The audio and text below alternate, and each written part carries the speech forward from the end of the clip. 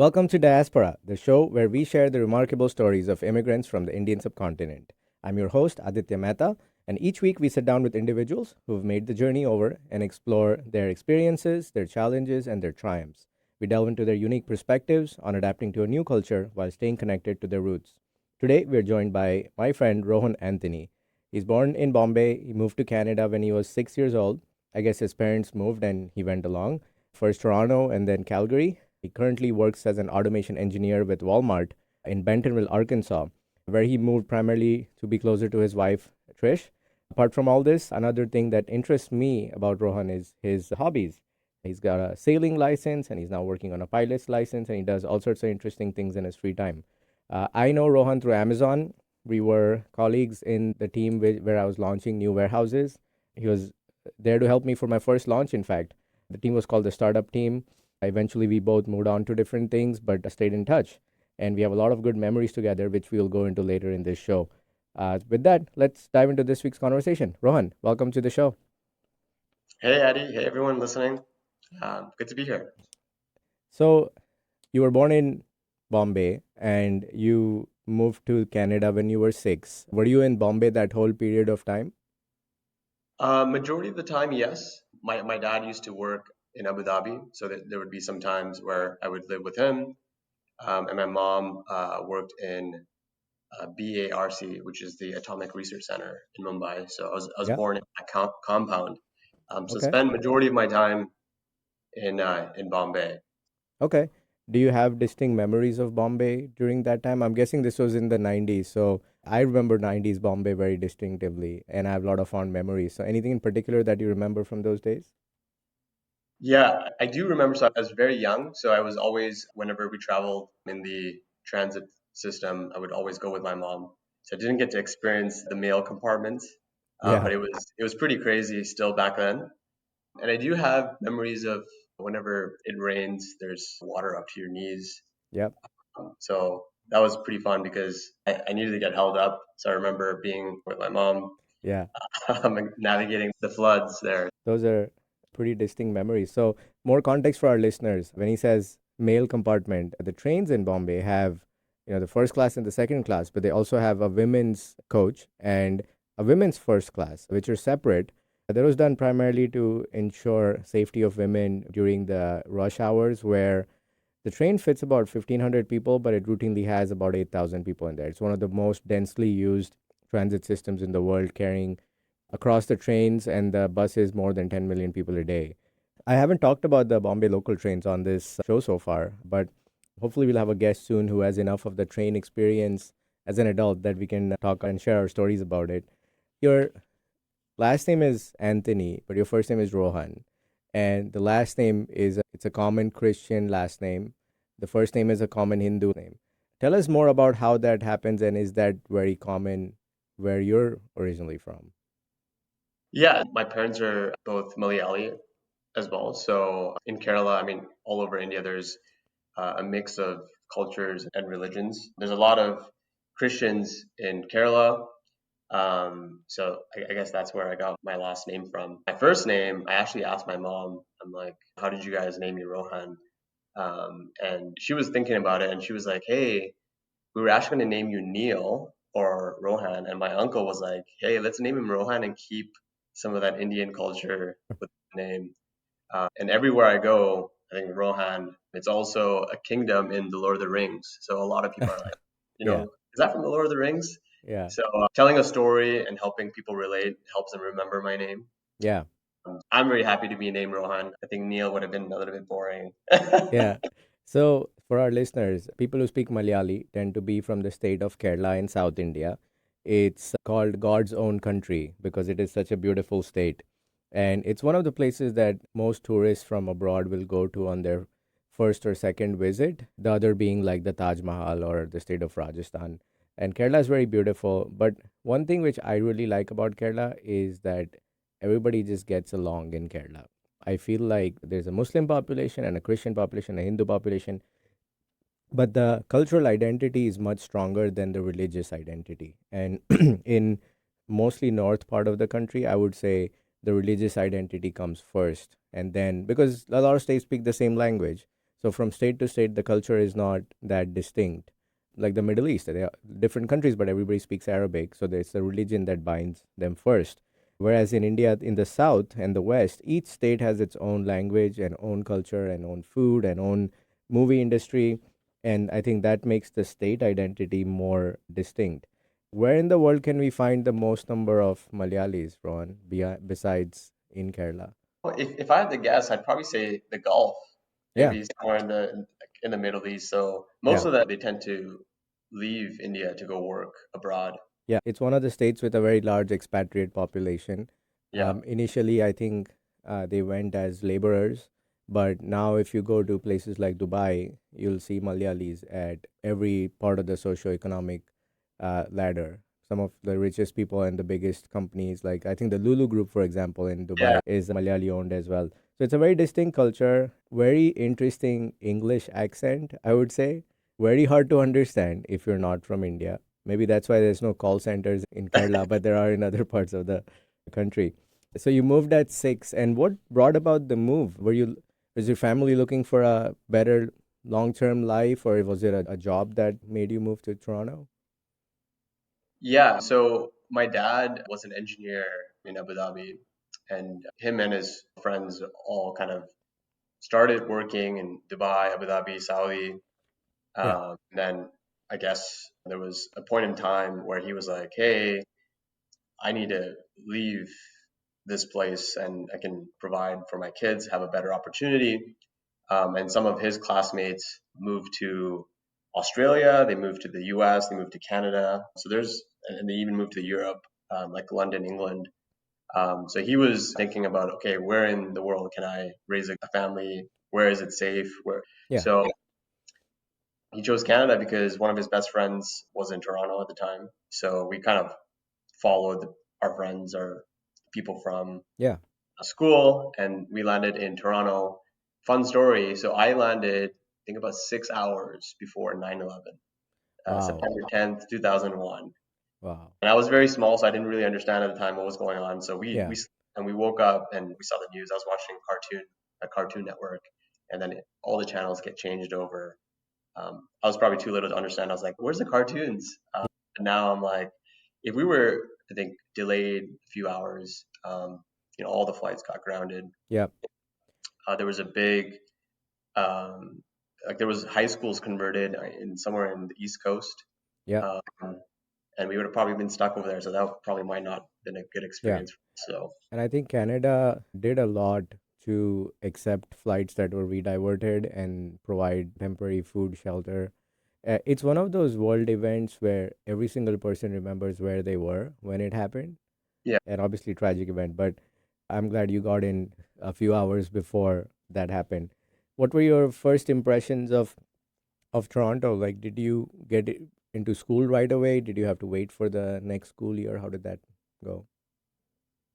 yeah. So I started grade one, I believe. It was a very different culture for me. Like, for example, when I was in school in India, when we raise our hands, we go like this with one finger up. When someone calls you, you get up and you speak. So my first experience in school was people pointing at me and laughing at me because I did that. Right. So I think the first couple of years was a little bit difficult. I was put into ESL, English Second Language, Yep. due to my communication problems. But yeah, that was my first impressions. Straight into school, yeah, and then we moved around a lot when I was younger. I could probably remember maybe 4 or 5 different schools Yeah. that I moved to. So coming out of that, I think there was a lot of people that I knew, but not deep enough to call them friends. I didn't really have too many friends that I could say, "Oh, this is my grade one or grade two friend." Yeah. We had a guest from Dehradun a few weeks ago, and she moved when she was similar age, or I think maybe 9, but under 10. And she had the exact memory that you did, that she would get up and raise her hand and get up and say, "Teacher, can I say something?" And she would get mocked at. So even though it's a completely opposite part of India, some experiences are shared, I guess. I think it lends to us being a high context culture where there is, by definition, power distance between you and your professor, you and your boss. And that's where that respect of standing up gets accorded. I used to work in my family business in India, and there were people who reported to me who were older than me. But when I would walk into the office floor, they would instinctively stand up or at least straighten up in their seats. It's just power distance. They can't help themselves. Yeah. So that's an interesting first impression. Where did you go to college eventually? Yeah, so I think in 2008, my dad got a job in Calgary with an oil company there. She's basically runs on the oil and services. So we moved to Calgary, and then I went to the University of Calgary, did my mechanical engineering there. I kind of looked at it from a point of like my dad was a mechanical engineer. Yeah, I had a good life, pretty stable job. I think the world needs engineers to solve problems. I was like, I was good at math, so kind of a no-brainer. And also in the Indian culture, engineer, doctor, lawyer, sure. SEAL. Yeah, my family is overweight on chartered accountants, and Mehta means accountant. Yeah, And we have a lot of teachers and doctors in our family too. But thankfully, we didn't have any. And it didn't sound like you had pressure to be an engineer, but we also didn't have any pressure to be. I mean, my brother's a stand-up comedian for crying out loud. So my parents were always like, whatever you want to do, just make sure you excel at it and not be a mediocre at it. That's interesting. Okay. Did you find a job easily after college? Because that would have been not a very good time for the economy, I would assume. yeah. So I graduated near the time where one of the oil crashes happened. So I couldn't find a job for a year, and I thought it was like an easy route to follow, graduate engineering, get a job in one of the oil companies. But life wasn't so easy. So I worked at the Apple store for a year, and that was probably one of the funnest jobs I've ever had. If you look at Apple as a company, the product almost sells itself. So the main focus was the customer experience, right? Of Yeah. when the customer walks in, how do they feel? Do you want to continue building that experience for them so they can keep coming back? Yeah. It's one of those products where I would talk to customers for 2, 3 hours and there was no pressure on sales. So really interesting people that I met there, still friends with most of them. I really enjoyed that time. One, because I was just having fun. I was like on the weekends, I would go hike, work on myself, slow but surely like apply to jobs, seeing what I Yeah. wanted to do. Yeah, it was, I think it was probably a blessing not to get into the workforce right away. Right. One thing I want to point out for our viewers here is that, and listeners, is that the dignity of labor is very high in this part of the world. So no job is big or small. In India, very traditional parents might have been like, oh, you did an engineering degree to work in retail. But thankfully, I don't think that mindset exists here. And I worked in restaurant jobs when I was in college, and my friends from India would always be like, "Oh man, you have to work these jobs," and I was like, "No, I'm having a great time. Like I'm learning so much and whatnot." So if a server would introduce their name in India, we would be like, "What are you doing? Like, why are you? I don't care about your name." But that's just how the culture there is. How did Amazon come about for you? Yeah, so one day I was applying through my alumni portal and I saw area manager, new graduate hire. It was 2017 or 2018, I believe. Probably very kind of the growth phases of Amazon in Canada. And I was given an interview for an operations role in a fulfillment center in Brampton, Ontario. So they flew me out there. I did an interview and I got the role. So I was very excited to move and start probably the first job in my professional career. Yeah, And it was hard working in operations in one of the highest volume buildings at the time. Definitely was not an easy task. was it Z4? Yeah, it was Yeah, YYZ4 in Brampton, Ontario. I think that's where Somnil also worked, right? Yeah, I don't remember seeing him at the time, but Big warehouse though. I yeah, mean, BK, one of our colleagues, he was across the street, Z3. I interviewed Somnil a few weeks ago for the podcast, and he Awesome. mentioned his starting out in I think it was Z4 or Z3. He said it was the robotics fulfillment center. So maybe I got my numbers wrong. How many numbers and site codes we had to remember when we Yeah. were launching? Was it overwhelming in the first few weeks there? Because Amazon can do that to you. Yeah, I remember the first week or second week, like I got emotional because of just the culture of the place. But I think in every job, there's going to be a point, the very early stages of that job, because you have to get to a point where you're at the baseline amongst everyone else. Yeah. And then there's pressure to get there faster so you can deliver value quicker. So all of that coupled with being in a new area, you don't have anyone to help you, you're all alone. I think that kind of added to the stress and the pressure.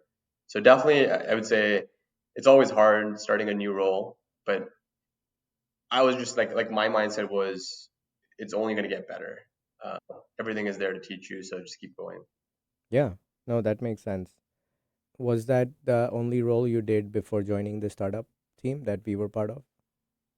Yes. So I got promoted there, and then one of my managers there was like, "Hey, what do you want to do?" And I was like, "I want to go to the ship dock." And this is one of the areas of the building that he kind of looked at me and was like, "What? Like no one really asked to go and Yeah. get brutal." So I went there, and then 6 months later, I was like, "I gotta find something else." Yeah.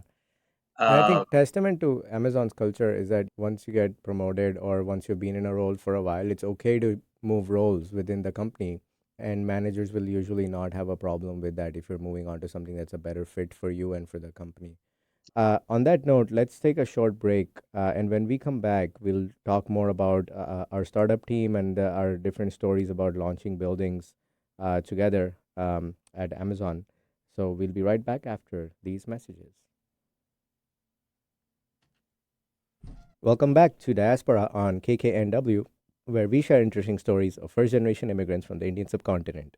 We're talking to Rohan Anthony, an automation engineer with some pretty amazing hobbies. So, before the break, we were talking about just your initial days at Amazon.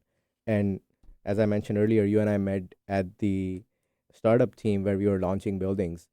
How was that team experience for you overall in the context of all the different teams you've been in before and after that? Because for me, it was a very close to the high point. So, we're curious to hear your experiences. yeah, I think that was the first time where I saw um, what a high performing team looks like. I feel like Somno, our manager, did a great job in hiring the right people and making sure that everyone had a high standard. And I think one of those reasons was because we were pretty much a startup in Canada, Yeah. scaling from 2 stations to 30 plus with minimal standards. There needs to be a lot of comfort with working with ambiguity, right? And trying to do things without standards and processes built. So Yeah. majority of those standards and processes, we built those out, right? Yeah. Together as a team. So yeah, it was really fun. I would say it was probably a really fun time in my career. I love to travel, so it was cool to travel across different time zones, different provinces, meet really cool people from different parts of Canada, experience good food from the East Coast as well. So um, yeah, it was like a master class of like how do you scale up from nothing, Yeah. and now when my parents get packages from Amazon, it's coming out of the site that I launched in Yeah. Calgary, so it's Yeah. super awesome. That is definitely something a source of pride.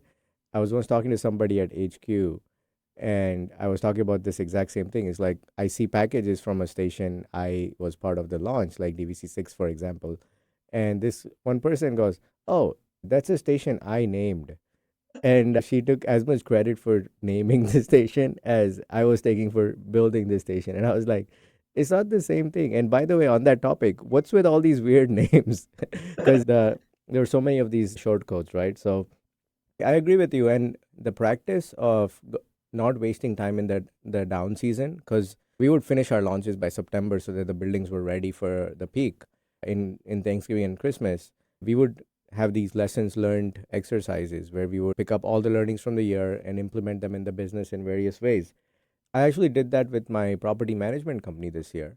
And we had a burst of new business. We got to maybe about 40 million in assets managed very quickly. And then we said, okay, let's take a pause now. Anyways, leasing during winter is not very active. So let's look at each thing we did and how we could have done it better. And took a good 3 months to do that. And now, again, we're able to support that breakneck growth.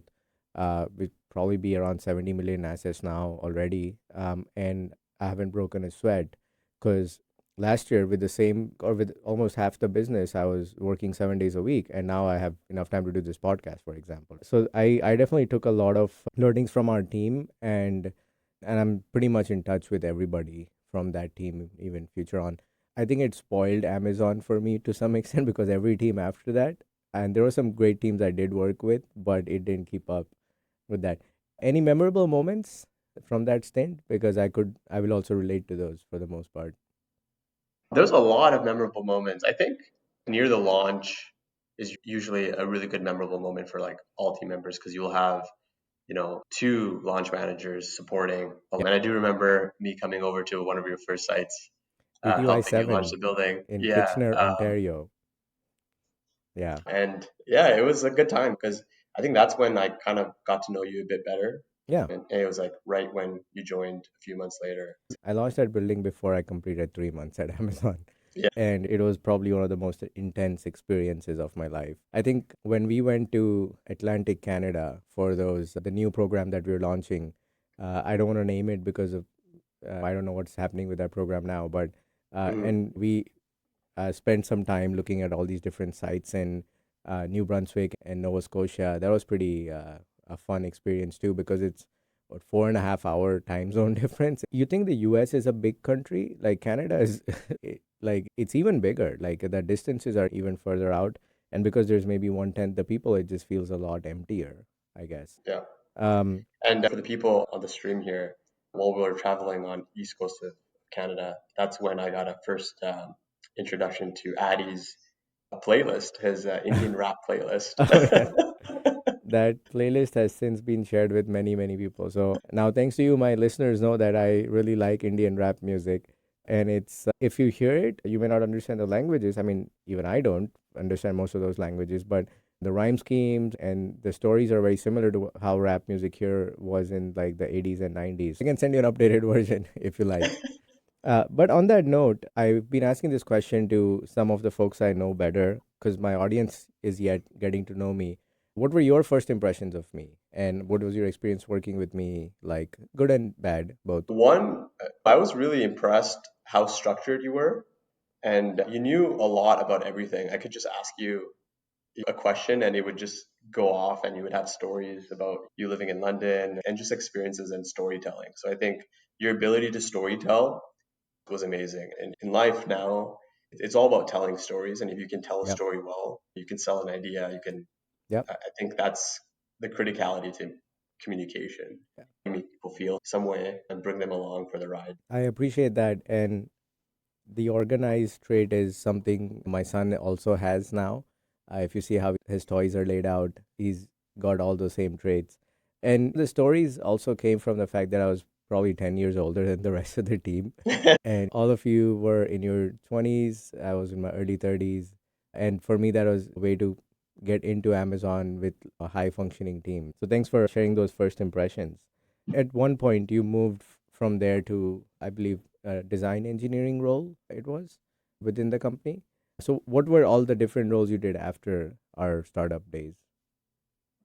Yeah, so right after startup, I was actually looking at a potential move to either London, England, or I think there was like a process engineering arm there with the EU, or moving to Seattle.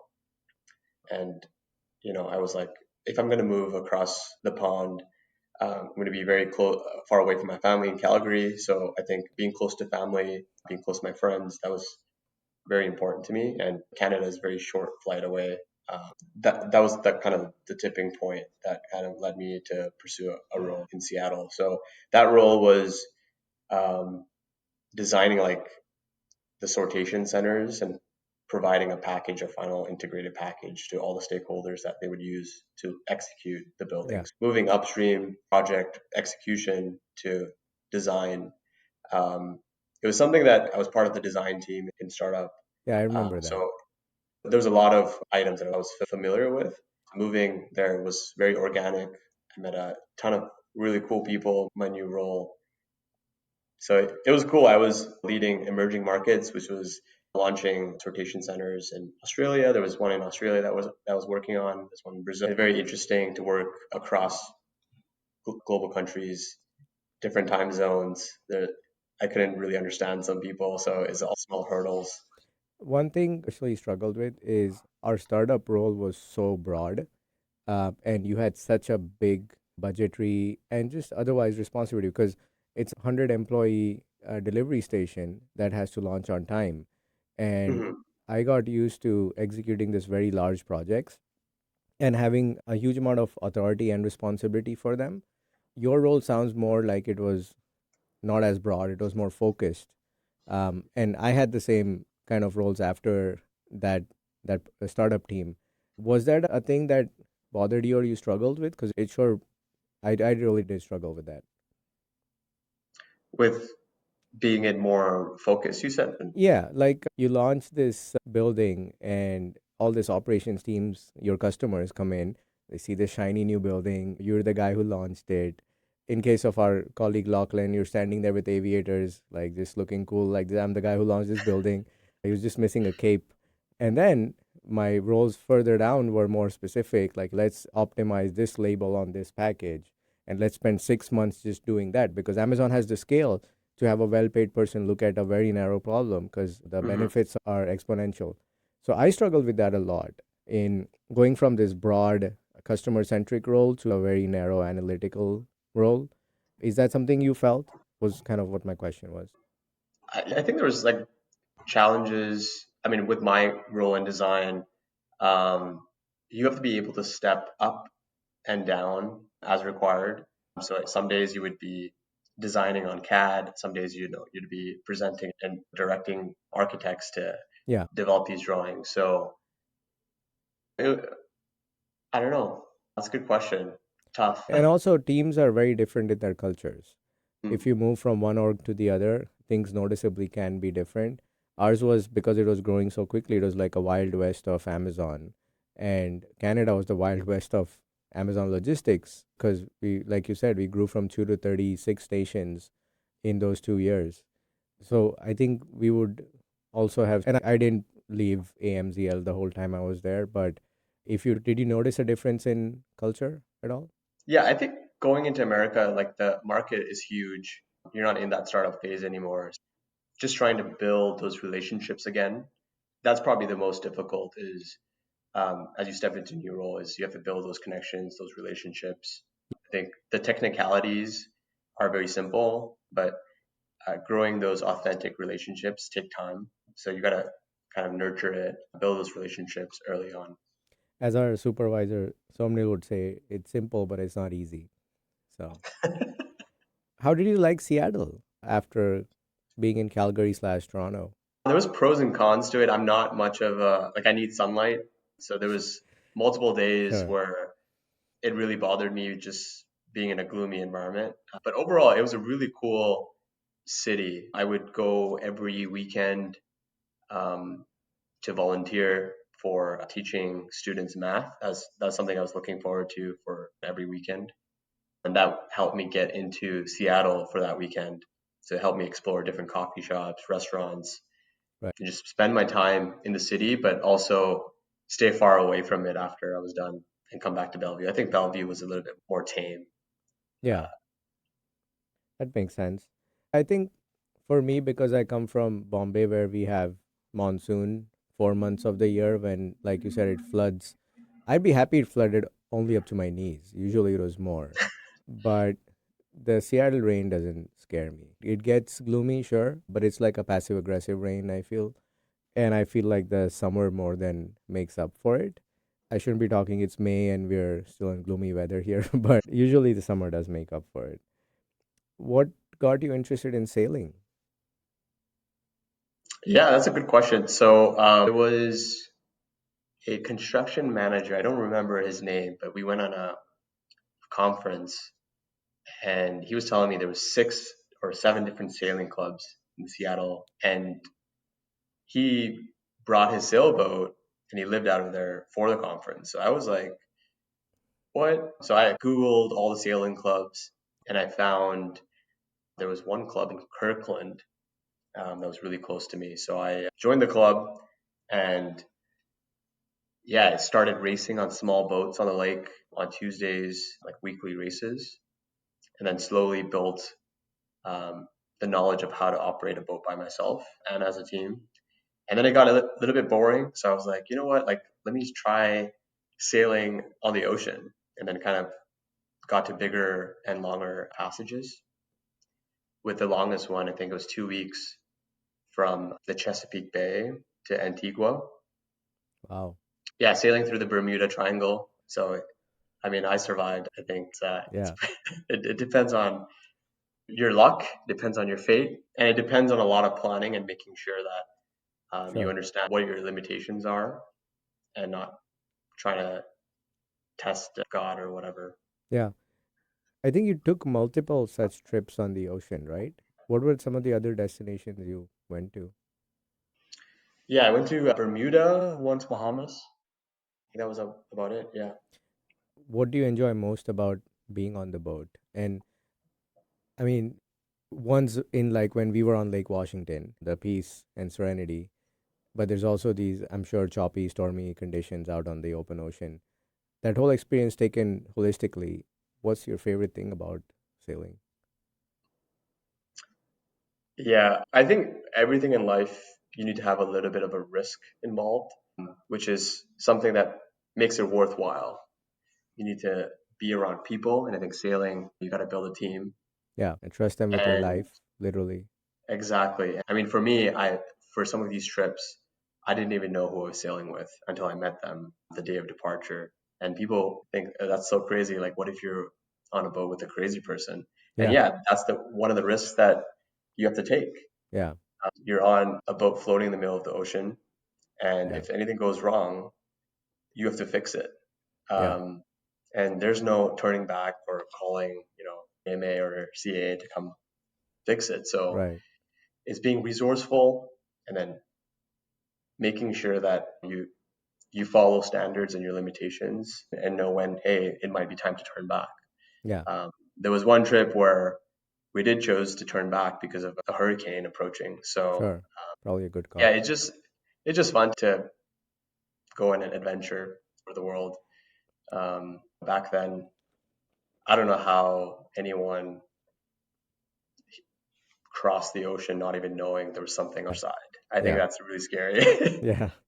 With that, let's go into our next break. And when we return, we'll talk about what he's doing now at Walmart and his life in Arkansas. And if we get time, we'll go into some advice for new immigrants as well. So let's come back after these messages. Welcome back to Diasporaa on KKNW, where we share interesting stories of first generation immigrants from South Asia. We're talking to Rohan Anthony, automatic adventurer, automation based adventurer. I don't know how else to, that was bad. So, what made you move from sunny Seattle to boring Bentonville in Arkansas? Yeah, so I honestly would not be opposed to still being with Amazon. I think that was always kind of like in the plan. I didn't have a goal to leave. Yeah, But my wife, she was in Pittsburgh. I was doing long distance with Trish, and she just graduated her master's and she got a job with Walmart. So it was only natural to try and move here and support her with her new role. So yeah, tried to make it work with Amazon, but I think with the RTO coming in, it was either Seattle or some other headquarter building. which So at the definitely would time, I not was like, be anywhere close to Bentonville, right? They didn't have any yeah. offices there. So I was like, you know what? I'll just move to Bentonville and see how like what works. I Yeah, didn't have a job lined up. With the move coming, I started applying, and I actually didn't land at Walmart right away. I was yeah. with Tyson Foods. It's one of the biggest chicken producers. I think they supply about 1 in 5 pounds of chicken across America. So I was a senior engineer there for a year, and then got a role with Walmart in their automation team and automating the supply chain of distribution. And yeah, that's what brought me to Bentonville. I would say it was falling love. Sure. It's a great reason to move. A lot of our guests, their reason for moving to this part of the world was they got married or they wanted to be closer to someone who they were dating, things like that. So what are you automating exactly to the extent that you can share? Is it processes? Is it conveyor systems or something else? Yeah, so we have 42 regional distribution centers across North America, and current processes are very manual. And we've signed a deal with this company called Symbotic to automate the entire end-to-end process within the distribution that will support our workers and also help with productivity as well, and, Mhm. and creating overall I would say, amplifying the people have in the warehouses. Yeah. What are the main ways in which the cultures are similar and different between Walmart and Amazon? Because they're both big retail slash supply chain companies. Yeah, very process oriented. One kind of difference is Amazon is very heavy on white papers, Yeah. where I Walmart was is very heavy on presentations. Got to I've make sure that written, you can. like you, I've written my fair share of white papers at Amazon.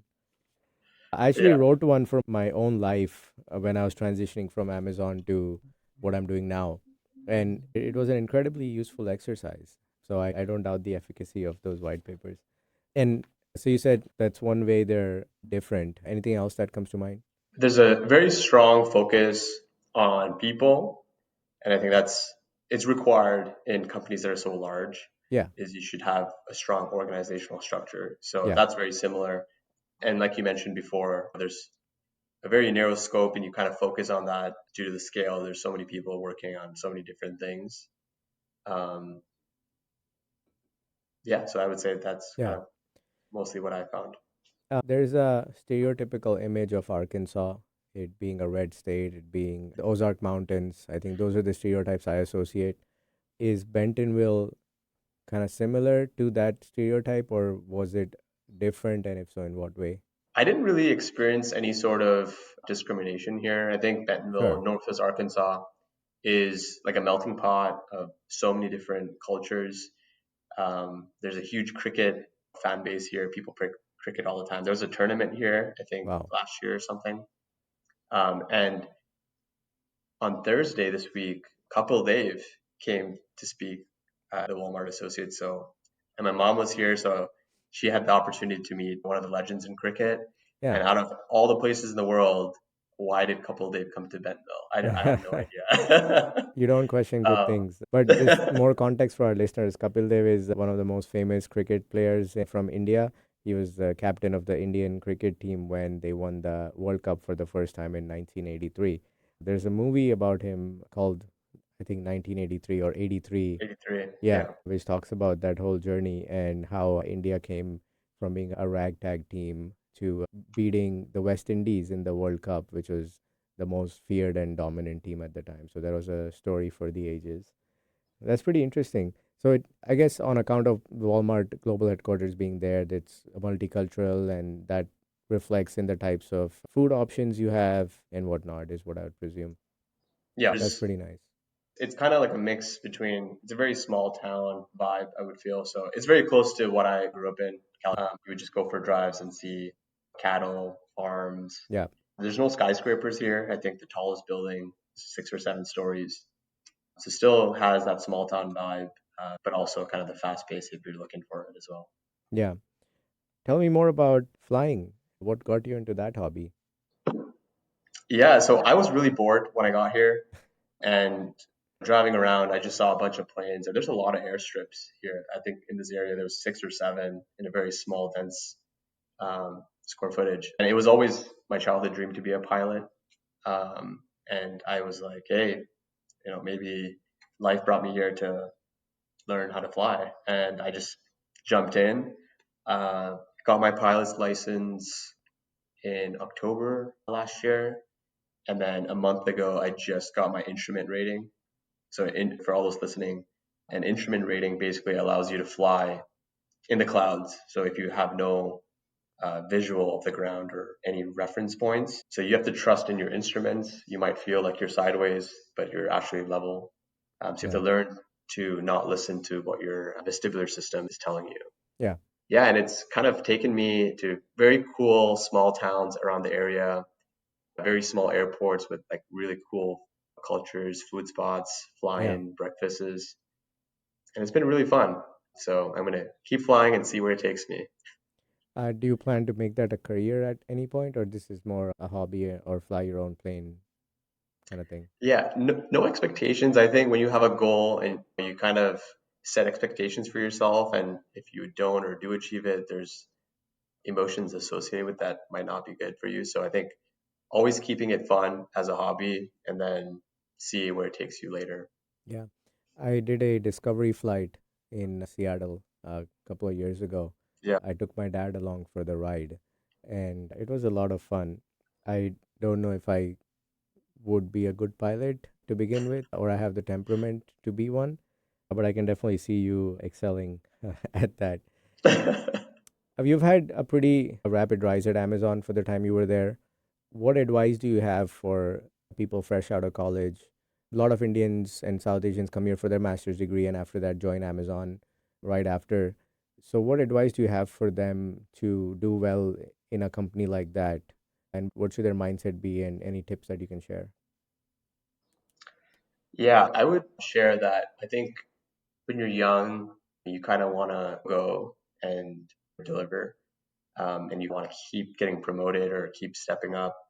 Um, and then during all that grind, you forget the good parts. So Yeah, it's better to focus on and deliver results, of course, but also slow down a bit and see, is getting a promotion, like, why do I want yeah, that?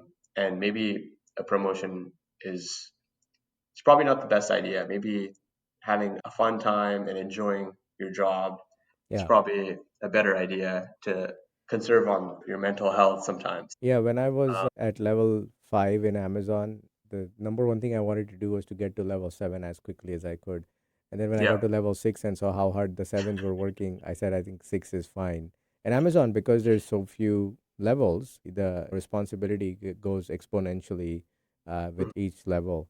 And I see our leadership in that level 7, they work incredibly hard, and I don't see them smiling much, especially during those really stressful times of the year when you're launching a lot of buildings or delivering certain programs and whatnot. So, from here on, what's the plan for the next few years? Just status quo and enjoy your relatively new marriage and relatively new job and just stick around? Yeah, I just graduated the University of Arkansas with a master's in supply chain. So the last couple of years was a lot of weekends sacrificed for homework and studying. Right. So I think in the short term, just take a breather, reset, consolidate all the learnings that I had in the past 30 years. Yeah. Yeah, I don't know what I'm going to do next. I would say just keep following what makes you happy, what you like to do. Yeah. And If I had yeah. remembered before that you are now a Razorback as a Texas Longhorn, I wouldn't invite you on my show at all, but it's okay. It's water under the bridge. Let's go into a couple of our weekly segments and see what Rohan has to say about those. So, can we please spin the wheel? Oh, there's a wheel there. Yeah, we have a wheel. This one is called, it's one of our most popular recurring segments. It's called Mango Memories. So, most people from our part of the world have distinct memories around eating mangoes in various shapes and forms. Do you have any such mango memories? Yeah, so I think this is a Malayali word, but anda, do you know what that means? No. So anda is the seed inside a mango. Mm-hmm. And usually it's after you cut the mango, Yeah. if you cut it into cubes, it's the part that is, I would say, with the most flesh and probably the most flavorful, probably the most fun to eat because it could probably fly out of your hand as you eat it. Yeah. So my favorite memory is fighting for the anda after it's been cut. Sure. Yeah, kids would fight for them. I've been reluctant to share my memories because I do this all the time. I'm the constant on this show. But there's been many instances where I would finish eating the whole mango with my hands and the slippery seed inside. In Gujarati, they're called the gutli. And it Hmm. would, because it's still kind of mango slimy, it would just like pop out of my hand. And I would go chasing this seed all over the house and thereby causing a big, almost like a skid mark of mango all around my house. And my mom would always be upset at that. She's like, why can't you just eat in the plate? I think we have time for one more. So let's spin the wheel again.